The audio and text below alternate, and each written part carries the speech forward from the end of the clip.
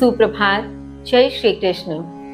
इस चराचर जगत में जो भी जीव हैं वे सब उस परम तत्व के ही अंश हैं, उसी धाम से आए हैं और उसके अंश होने के उपरांत भी इस जगत में आकर इस भौतिक प्रकृति में स्वयं को कर्म के बंधनों में बांधते हुए मन सहित 6 इंद्रियों के साथ संघर्ष करते चले जाते हैं।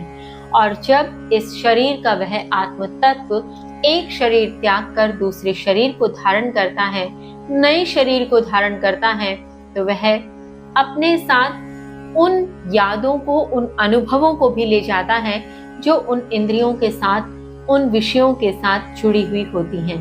और यह ठीक वैसे ही होता है जैसे वायु गंध को उसके स्रोत से अन्यत्र स्थान पर ले जाती है, ठीक वैसे यह आत्म तत्व भी उन इंद्रियों के सब अनुभवों को, उन इंद्रियों के स्पर्शों को नए शरीर में ले चलता है।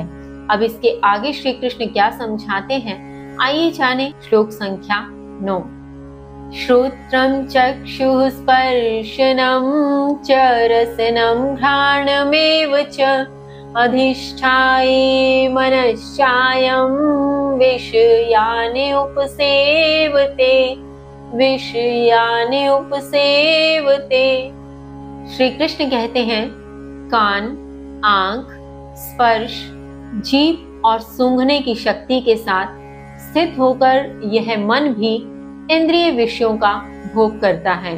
भावार्थ, यहाँ श्री कृष्ण उस जीवात्मा के माध्यम से नए शरीर के धारण किए जाने के उपरांत कहते हैं कि जब वह जीवात्मा नए शरीर को धारण करता है तो वह कान, आंख, स्पर्श, जीभ और सूंघने की शक्ति अर्थात नाक, ये सब कर्मेंद्रियां उसके साथ हैं और इसके साथ मन भी स्थित हो जाता है और अनुभव वह पूर्व से लेकर ही चलता है। वह पूर्व की स्मृति को बनाए रखता है और उसी स्मृति के आधार पर उस मन को भी साथ में एकाग्र करते हुए इंद्रिय विषयों का भोग पुनः करने लगता है। आगे श्री कृष्ण कहते हैं, श्लोक संख्या 10। उत्क्रांतं स्थितं वापि भुञ्जानं वा गुणान्वितं विमूढा न अनुपश्यन्ति पश्यन्ति चानचक्षुषः। श्री कृष्ण कहते हैं, शरीर त्यागते हुए अथवा स्थित रहते हुए प्रकृति गुणों के अधीन भोग करते हुए मूर्ख व्यक्ति नहीं देख पाते हैं, ज्ञान रूपी नेत्रों वाले ही देख पाते हैं।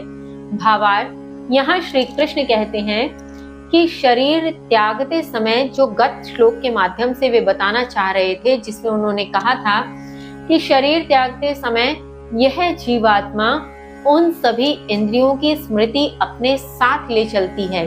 तो शरीर त्यागते समय या इस शरीर के स्थित रहते हुए भी प्रकृति गुणों के अधीन होकर भोग किया जा रहा है, ऐसा मूर्ख व्यक्ति देख ही नहीं पाते।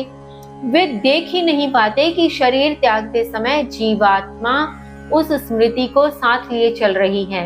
वे देख ही नहीं पाते कि वे अपने इस शरीर के जीवित रहते हुए भी प्रकृति गुणों के अधीन विषयों को भोगे चले जा रहे हैं और अपनी इंद्रियों को संयमित नहीं कर पा रहे, केंद्रित नहीं कर पा रहे हैं।